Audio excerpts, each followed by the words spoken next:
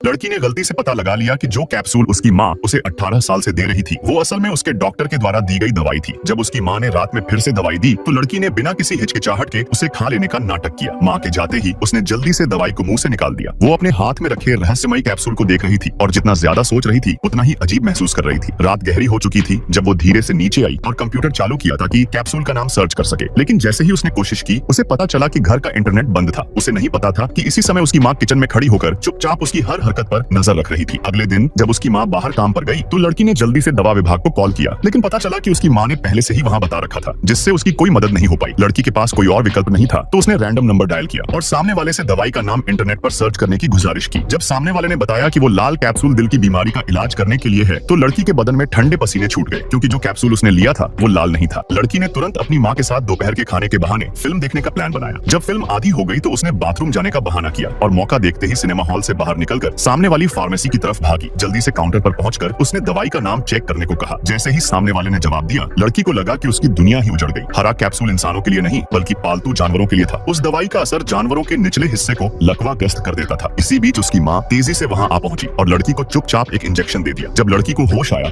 तो उसने टेबल पर खाना रखा देखा। वो तुरंत दरवाजा खोलने दौड़ी, लेकिन पाया कि दरवाजा बाहर से बंद था। जल्दी से चाबी उठाई और ताला खोलने की कोशिश की, लेकिन कुछ नहीं हुआ। उसे समझ आया कि दरवाजा बाहर से फंसा हुआ है। फिर उसने खिड़की खोली और बाहर झांका। उसने पहले खाना खाया ताकि थोड़ी ऊर्जा मिले, फिर मुंह में पानी भरा और अपने औजार लेकर खिड़की से बाहर निकल गई। धीरे धीरे रेंगते हुए वो अपनी माँ के कमरे तक पहुंची। पहले उसने सोल्डरिंग आयरन से कांच में छेद किया, फिर मुंह से पानी छिड़का जिससे कांच तुरंत टूट गया। लेकिन जैसे ही वो कमरे में घुसी अचानक उसका अस्थमा भड़क उठा।